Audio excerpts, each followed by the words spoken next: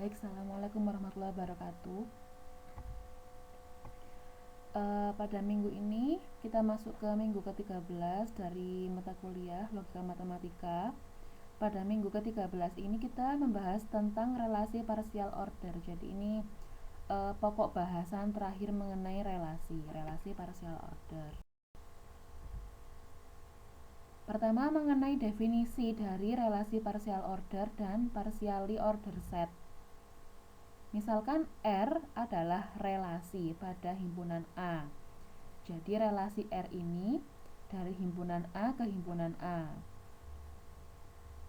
Relasi R disebut relasi partial order jika dan hanya jika relasi R bersifat refleksif, antisimetris, dan transitif.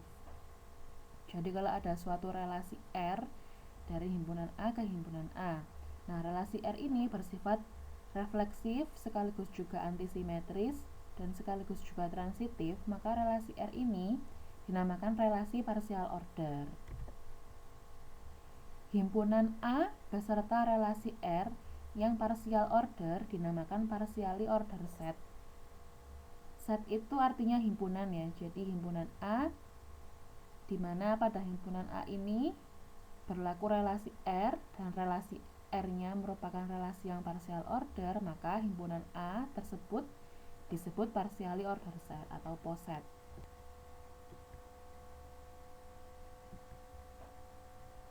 Contoh, misalkan diketahui himpunan A ini anggota-anggotanya adalah bilangan 2, 3, 6, 12, 24, 36. Suatu relasi R pada himpunan A, artinya relasi R dari himpunan A ke himpunan A, didefinisikan dengan aturan untuk setiap dua bilangan, misalkan XY, elemen A, X berrelasi dengan Y jika dan hanya jika X adalah faktor dari Y. Jadi aturan relasinya adalah faktor dari. Faktor artinya pembagi. Misalkan 6, bilangan 6. Pembagi bilangan asli dari bilangan 6 adalah 1, 2, 3, dan 6. Nah, faktor itu artinya pembagi, faktor dari. Jadi dua bilangan pada himpunan A berelasi kalau memenuhi aturan faktor dari. Misalkan 2 dengan 6, apakah berelasi? Apakah 2 faktor dari 6? Ya, maka 2 berelasi dengan 6. Apakah 2 berelasi dengan 3? Tidak, karena 2 bukan faktor dari 3. Tunjukkan bahwa relasi R adalah relasi partial order. Nah, berarti kita harus menunjukkan bahwa pada relasi R ini berlaku sifat refleksif, antisimetris, dan transitif. Relasi R bersifat refleksif. Kita buktikan secara general, secara umum. Jadi kita ambil sembarang bilangan pada himpunan A. Katakanlah sembarang bilangan tersebut adalah P. Ambil sembarang bilangan P elemen A. Berdasarkan teori bilangan, setiap bilangan bulat merupakan pembagi dari dirinya sendiri. Ya kan? Jadi 2 membagi 2. 2 faktor dari 2, 3 faktor dari 3, 6 faktor dari 6, dan seterusnya seperti itu. Jadi setiap bilangan bulat pasti merupakan pembagi dari dirinya sendiri. Otomatis untuk setiap P elemen A, P berrelasi dengan P. Artinya apa? Bersifat refleksi. Kemudian relasi R bersifat antisimetris. Kita buktikan secara umum juga. Jadi kita ambil dua bilangan sembarang. Katakanlah dua bilangan itu P dan Q. Ambil sembarang dua bilangan P, Q, elemen A. Sedemikian hingga P adalah faktor dari Q dan Q adalah faktor dari P. Berdasarkan teori pada bilangan, apabila P adalah faktor dari Q dan Q adalah faktor dari P, maka P sama dengan Q. Dengan kata lain, Jika P berelasi dengan Q dan Q berelasi dengan P, maka P sama dengan Q. Nah, ini kan sifat antisimetrisnya kan. Untuk setiap dua bilangan, katakanlah P dan Q. Jika P berelasi dengan Q, Q berelasi dengan P, maka P sama dengan Q. Itu adalah sifat antisimetris. Nah, apakah berlaku sifat antisimetris pada relasi R di mana aturannya adalah faktor dari? Iya. Nah, kita membuktikannya berdasarkan teori pada bilangan. Kemudian transitif. Kita buktikan secara umum, ambil sembarang 3 bilangan P, Q, R elemen A. Sedemikian hingga P adalah faktor dari Q dan Q adalah faktor dari R. Jadi kita ambil 3 bilangan sembarang pada A. Berdasarkan teori bilangan, apabila P membagi Q, P membagi Q dan Q membagi R, maka P membagi R. Ya, misalkan 2 membagi 6, 6 membagi 12. 2 pasti membagi 12 kan. Nah, seperti itu. Itu adalah contoh sifat transitif. Dengan kata lain, jika P berelasi dengan Q dan Q berelasi dengan R, maka P berelasi dengan R. Nah, di sini aturan relasinya adalah membagi atau faktor dari. Gitu. Jadi karena relasi R memenuhi ketiga sifat, yaitu refleksif, antisimetris, dan transitif sekaligus, dan ini sudah kita buktikan secara umum dengan menggunakan teori bilangan, ya, karena aturannya merupakan aturan faktor dari atau membagi, dan anggota himpunan A yaitu bilangan-bilangan asli. Sudah kita buktikan secara umum, maka relasi R ini adalah relasi yang partial order. Kemudian ada namanya suatu diagram HC untuk menggambarkan relasi partial order. Jadi kalau relasinya berlaku relasi partial order, pasti bisa digambarkan dengan diagram HC. Caranya menggambarkan diagram HC, langkah yang pertama, gambarkan relasi dalam graf berarah yang semua panahnya mengarah ke atas. Jadi kita membuat graf dulu.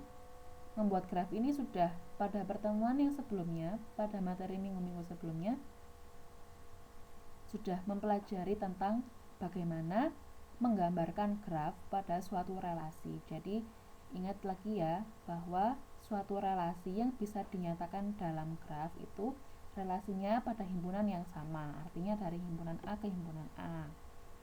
Tuh. Untuk menggambarkan grafnya bagaimana? Semua titiknya diplot dulu.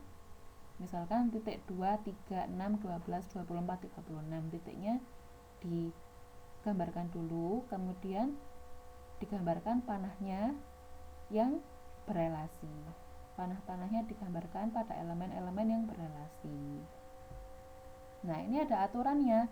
Kalau pada diagram HC ini kita tidak bisa sembarang meletakkan titiknya. Tidak bisa sembarang meletakkan titiknya karena apa? Karena semua panahnya harus mengarah ke atas. Jadi harus jeli. Nanti elemen mana yang posisinya ada di bawah dan elemen mana yang posisinya ada di atas. Berdasarkan apa? Berdasarkan aturan relasinya. Aturan relasi yang diketahui. Kemudian setelah menggambarkan relasi dalam graf yang semua panahnya ke atas, hapuskan loop pada setiap titik. Nah, relasi yang partial order kan tadi bersifat refleksif kan, pasti di setiap titiknya ada loop karena berelasi dengan dirinya sendiri. Nah, hapus loop pada setiap titik. Kemudian hapus panah transitif pada graf berarah. Jadi misalkan 2 ke 6, 6 ke 12, 2 kan ke 12. Nah, ini adalah panah transitif. Nah, itu nanti dihapus gitu. Hapus arah panah sehingga menjadi graf tak berarah. Nah, ini contohnya pada contoh yang sebelumnya. Pada himpunan A tadi anggotanya adalah bilangan 2, 3, 6, 12, 24, dan 36. Nah, ini digambarkan graf berarahnya yang semua panahnya mengarah ke atas. Jadi elemen yang paling bawah adalah 2 dan 3. 2 membagi 6, 12, 24, dan 36. Begitu juga 3. 3 membagi 6, 12, 24, dan 36. Jadi 2 dan 3 letaknya ada paling bawah. Kemudian elemen berikutnya yang letaknya lebih ke atas lagi adalah 6. 6 ini membagi 12, 24, dan 36. Kemudian di atasnya 6 ada 12. 12 membagi 24 dan 36. Kemudian elemen yang paling atas yaitu 24 dan 36 membagi dirinya sendiri. 24 membagi 24, 36 membagi 36. Nah, aturan relasinya adalah faktor dari atau membagi. Faktor dari 2, faktor dari 2, 3 faktor dari 3, 6 faktor dari 6, 12 faktor dari 12, 24 faktor dari 24, 36 faktor dari 36. Membagi dirinya sendiri. Jadi di setiap titik ada loopnya. Kemudian digambarkan panah yang mengarah ke atas. Panahnya ini adalah yang berrelasi. 2 faktor dari 6. Karena 2 membagi 6 kan. Kemudian 2 faktor dari 12, juga faktor dari 24, faktor dari 36.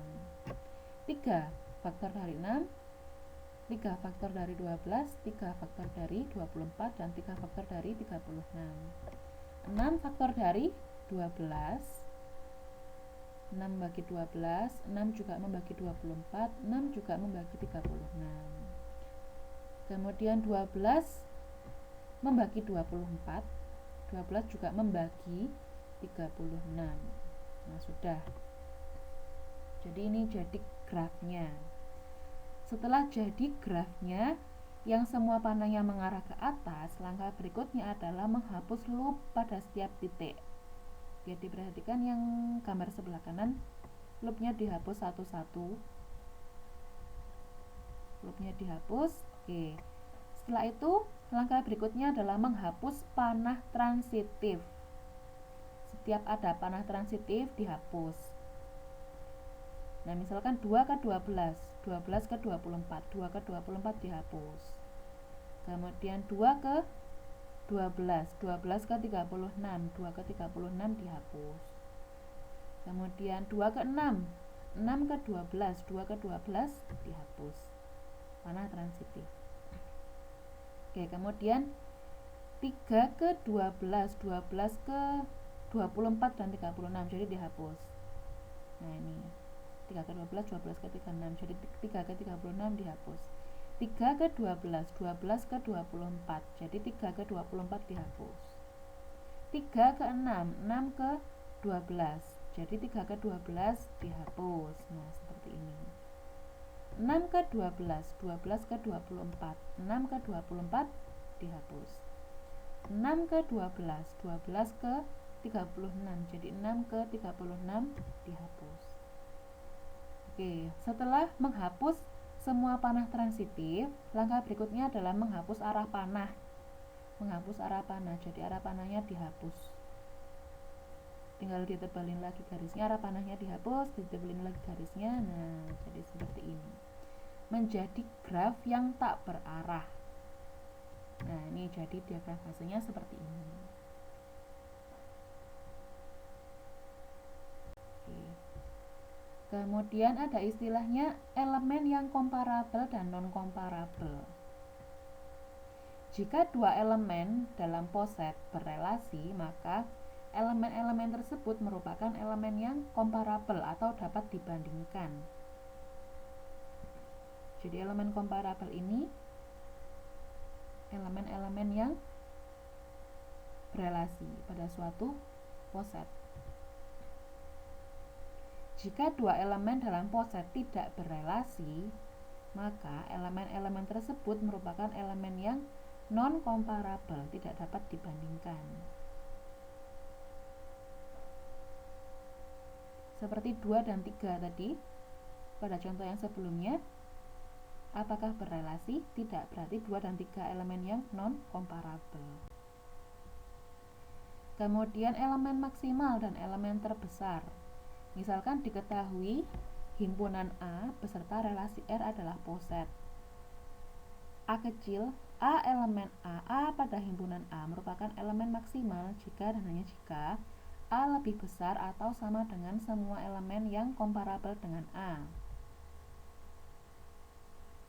A pada himpunan A merupakan elemen terbesar jika dan hanya jika A lebih besar atau sama dengan semua elemen dalam A. Jadi untuk menjadi elemen maksimal harus komparabel. Kemudian begitu juga dengan elemen minimal dan elemen terkecil. Diketahui himpunan A beserta relasi R adalah poset, partial order set. A pada himpunan A merupakan elemen minimal jika dan hanya jika A lebih kecil atau sama dengan semua elemen yang komparabel dengan A. A pada himpunan A merupakan elemen terkecil jika dan hanya jika A lebih kecil atau sama dengan semua elemen dalam A. Kemudian ada juga istilahnya batas atas terkecil, least upper bound. Upper bound itu artinya batas atas, least terkecil. Least upper bound, batas atas terkecil, atau LUB. Misalkan A dan B adalah dua elemen anggota partially ordered set. Jadi sudah diketahui, sudah dinyatakan bahwa himpunan tersebut berlaku suatu relasi yang partial order. Elemen C pada A disebut batas atas dari A dan B jika dan hanya jika A kurang dari sama dengan C dan B kurang dari sama dengan C. Elemen C pada A disebut batas atas terkecil dari A dan B jika dan hanya jika C adalah batas atas dari A dan B. Jadi harus merupakan batas atasnya dulu. Kemudian jika D adalah batas atas A dan B yang lain, maka C kurang dari sama dengan D. Maksudnya batas atas yang lain dari A dan B. Jika D adalah batas atas yang lain dari A dan B, maka C harus kurang dari sama dengan D.